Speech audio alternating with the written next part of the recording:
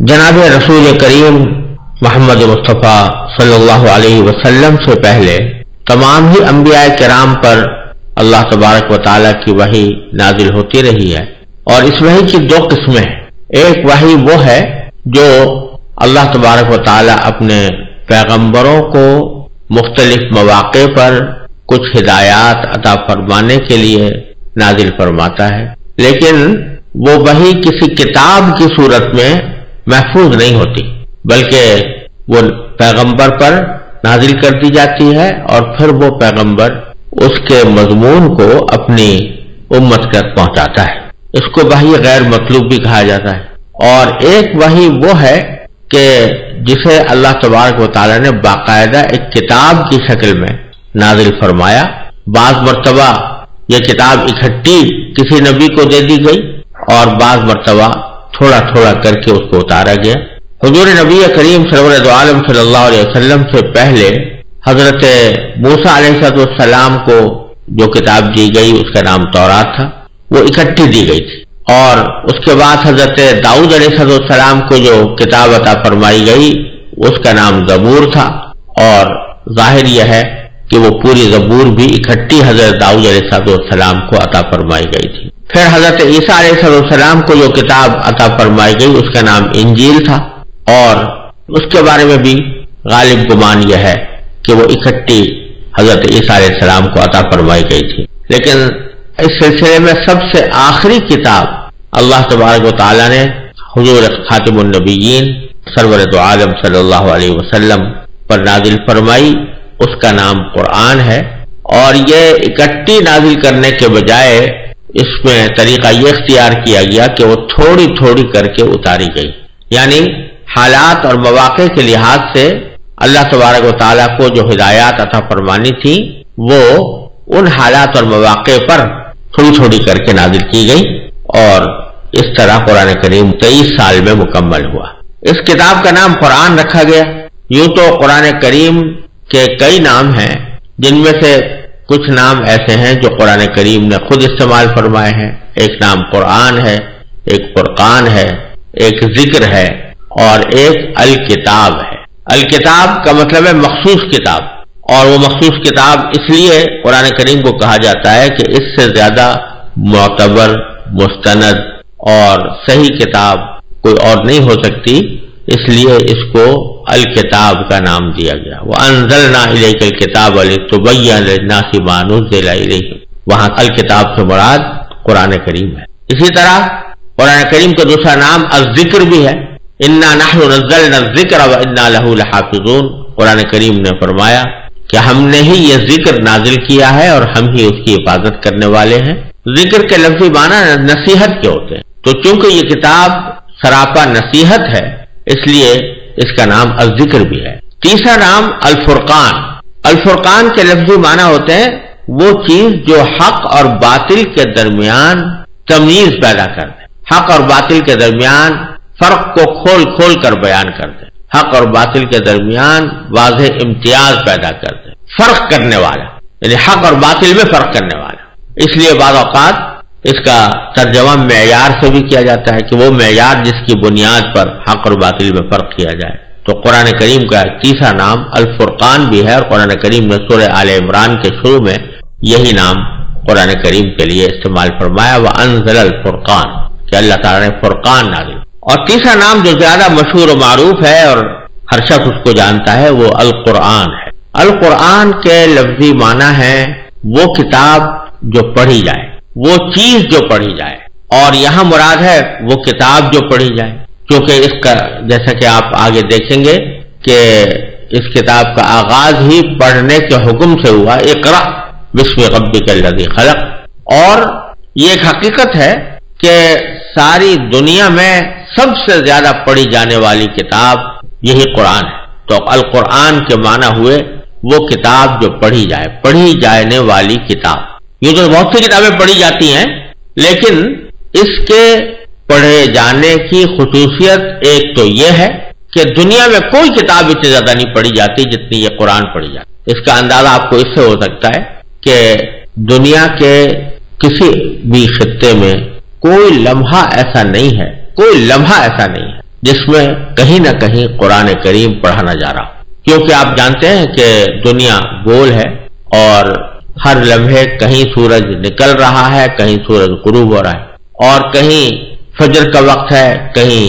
اشراق کا وقت ہے، کہیں ظہر کا وقت ہے، کہیں عصر ہے، کہیں مغرب ہے، کہیں عشاء ہے،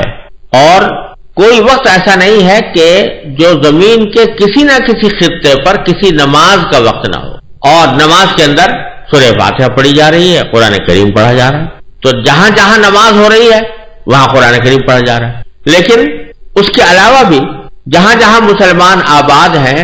الحمدللہ ان کے اندر یہ جذبہ موجود ہے کہ وہ نمازوں کے علاوہ بھی قرآن کریم کی تلاوت کریں، بچوں کو قرآن کریم پڑھایا جاتا ہے، حفظ کرایا جاتا ہے۔ اس لحاظ سے یہ دعویٰ کسی طرح بھی مبالغہ نہیں ہے کہ اس دنیا میں سب سے زیادہ پڑھی جانے والی کتاب قرآن کریم، اور یہ اللہ تبارک و تعالیٰ نے ایک قرآن کریم کی خصوصیت جس کو معجزہ بھی کہا جا سکتا ہے یہ رکھی ہے کہ کافر لوگ تو جب قرآن کریم نازل ہوتا تھا تو یہ کہتے کہ لا تسمعوا لهذا القرآن والغوا فيه، ایک دوسرے سے کہتے ہیں بھئی قرآن کو نہ سنو اور کچھ شور شغب مچا دیا کرو جب قرآن پڑھا جائے تاکہ لوگ اس کو سن نہ سکیں، سمجھ نہ سکیں۔ اللہ تبارک و تعالیٰ نے ان کے جواب میں قرآن کو ایسی کتاب بنا دیا کہ جو ساری دنیا میں پڑھی جا رہی ہے اور سب سے زیادہ پڑھی جانے والی کتاب ہے۔ اس لحاظ سے اس کا نام القرآن ہے، اور اس کے ادب کی خاطر، اس کی حرمت کی خاطر اس کے ساتھ کبھی کریم لگا دیا جاتا ہے، انہ لقرآن کریم، کہیں مجید لگا جاتا ہے، قرآن مجید کہا جاتا ہے۔ ہم اردو میں بولتے ہوئے قرآن پاک بھی کہہ دیتے ہیں، تو یہ ضرور کہنا چاہیے تاکہ اس کی عظمت کا احساس ہو، لیکن نام قرآن کا القرآن ہے۔ یہ قرآن جیسا میں نے پہلے عرض کیا 23 سال کی مدت میں نبی کریم صلی اللہ علیہ وسلم کے اوپر وقتاً فوقتاً نازل ہوا۔ کس طرح نازل ہوا اس کی کچھ تفصیل حضرت عائشہ صدیقہ رضی اللہ تعالی عنہا نے ایک حدیث میں بیان فرمائی ہے، اور اس حدیث میں حضور نبی کریم صلی اللہ علیہ وسلم پر نازل ہونے والی وحی کی مختلف صورتیں بیان فرمائی گئی ہیں، جس میں وہ وحی بھی داخل ہے جو قرآن کا حصہ بنی، اور وہ وحی بھی داخل ہے جو قرآن کا حصہ نہیں بنی۔ دونوں کے سلسلے میں حضرت حارث ابن ہشام رضی اللہ تعالی عنہ نے حضرت صلی اللہ علیہ وسلم سے پوچھا کہ آپ پر وحی کس طرح آتی ہے، تو حضرت عائشہ صدیقہ رضی اللہ تعالیٰ فرماتی ہیں کہ حضرت حارث ابن ہشام کے اس سوال کے جواب میں نبی کریم سرور عالم صلی اللہ علیہ وسلم نے ارشاد فرمایا کہ کبھی تو مجھے گھنٹی کسی آواز سنائی دیتی، اور وحی کی یہ صورت یعنی گھنٹیوں کسی آواز آنا یہ میرے لیے سب سے زیادہ سخت ہو۔ پھر جب یہ سلسلہ ختم ہوتا ہے تو جو کچھ اس آواز نے کہا ہوتا ہے مجھے یاد ہو چکا ہوتا ہے، اور کبھی کوئی فرشتہ میرے سامنے ایک مرد کی صورت میں آ جاتا ہے۔ تو یہاں دو صورتیں بیان فرمائی، ایک یہ کہ گھنٹیوں کسی آواز آتی ہے، اور دوسری یہ کہ فرشتہ کسی انسان کی شکل میں آ کر وہ پیغام پہنچاتا ہے۔ جہاں تک پہلی صورت کا تعلق ہے کہ اس کو جو گھنٹیوں کی آواز سے نبی کریم صلی اللہ علیہ وسلم نے تشبیہ دی ہے، اس کا مطلب حضرت شیخ محی الدین ابن عربی رحمۃ اللہ علیہ نے یہ بیان کیا ہے کہ گھنٹی کی آواز کے ساتھ وحی کی مشابہت دو طریقے سے ہے۔ ایک تو یہ کہ جب گھنٹی بجتی ہے تو عموماً وہ مسلسل ہوتی ہے، بیچ میں ٹوٹتی نہیں، اور دوسرے گھنٹی جب مسلسل بجتی ہے تو عموماً سننے والے کو اس کی آواز کی سمت متعین کرنا مشکل ہوتا ہے کہ یہ کس طرف سے آ رہی، کیونکہ اس کی آواز ہر طرف سے ہر جہت سے آتی ہوئی محسوس ہوتی ہے۔ اور اللہ جل جلالہ کے کلام کی بھی یہ خصوصیت ہے کہ اس کی کوئی ایک سمت نہیں ہوتی بلکہ وہ ہر جہت سے آواز سنائی دیتی ہے۔ اس کیفیت کا صحیح ادراک تو بغیر مشاہدے کے ممکن نہیں، لیکن اس بات کو عام ذہنوں سے قریب تر کرنے کے لیے نبی کریم صلی اللہ علیہ وسلم نے اسے گھنٹیوں کی آواز سے تشبیہ دی ہے۔ جب اس طریقے پر آپ کے اوپر وحی نازل ہوتی تو آپ پر بہت زیادہ بوجھ پڑتا تھا۔ حضرت عائشہ صدیقہ رضی اللہ تعالیٰ عنہ اسی حدیث کے آخر میں فرماتی ہیں کہ میں نے سخت جاڑوں کے دن میں آپ پر وحی نازل ہوتے ہوئے دیکھی ہے۔ ایسی سردی میں بھی جب وحی کا سلسلہ ختم ہوتا تو آپ کی مبارک پیشانی پسینے سے شرابور ہو چکی ہوتی۔ اور ایک روایت میں حضرت عائشہ رضی اللہ تعالی عنہا بیان فرماتی ہیں کہ جب آپ پر وحی نازل ہوتی تو آپ کا سانس رکنے لگتا، چہرہ انور متغیر ہو کر کھجور کی شاخ کی طرح زرد پڑ جاتا، سامنے کے دانت سردی سے کپکپانے لگتے اور آپ کو اتنا پسینہ آتا کہ اس کے قطرے موتیوں کی طرح ڈھلکتے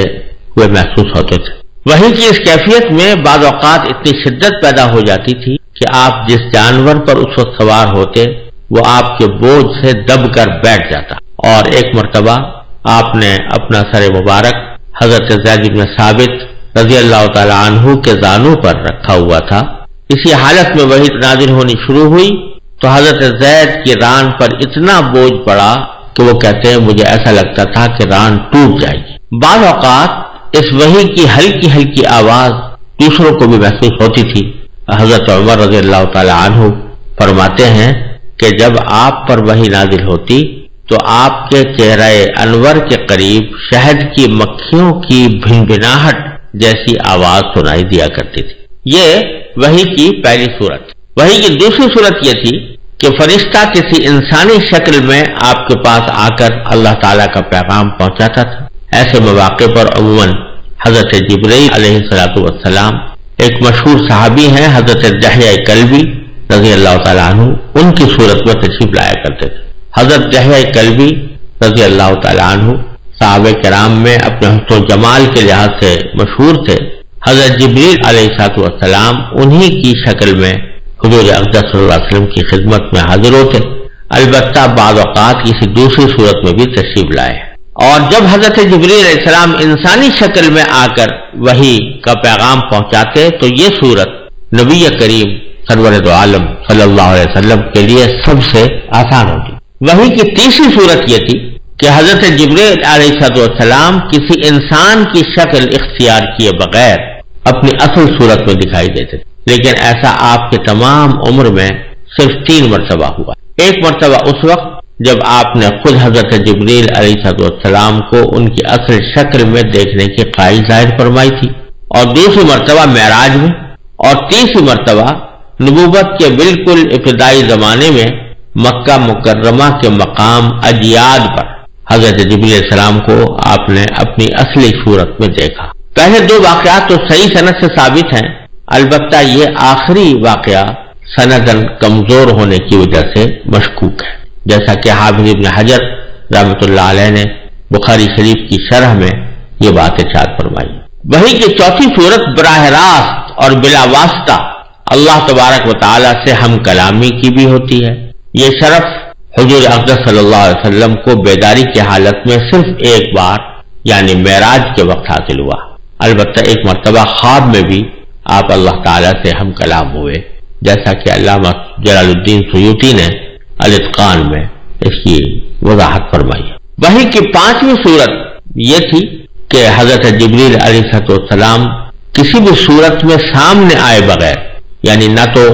انسان کی صورت میں آتے تھے نہ اپنی اصل صورت میں، اس کے بغیر آپ کے دل مبارک میں کوئی بات ڈالتے تھے، جس کو القاء بھی کہا جاتا ہے، اور عربی میں اصطلاحاً اس کو نفس بالروح سے تعبیر کیا جاتا ہے۔ تو یہ بعض اوقات وحی نبی کریم صلی اللہ علیہ وسلم کے قلب مبارک پر اس طرح بھی نازل کی جاتی تھی کہ براہ راست قلب کے اوپر، دل کے اوپر کوئی بات ڈال دی گئی اور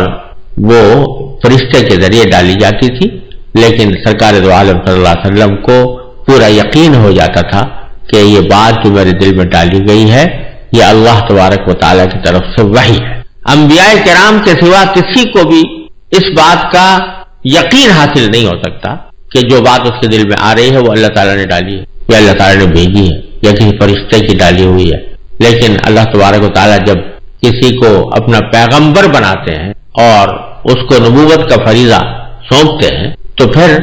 اس کو یہ علم بھی عطا فرماتے ہیں، وہ اس بات میں تمیز کر سکتا ہے کہ دل میں جو باتیں آ رہی ہیں کون سی میری اپنے ذاتی خیالات ہیں اور کون سی باتیں ایسی ہیں جو اللہ تبارک و تعالیٰ کی طرف سے میرے دل میں ڈالی جا رہی ہیں، اور جب نبی کو یقین ہو جاتا ہے کہ یہ اللہ تعالیٰ کی طرف سے دل میں ڈالی ہوئی بات ہے تو اس کو وہ وحی قرار دے کر اس کو اپنے لیے حجت سمجھتا ہے۔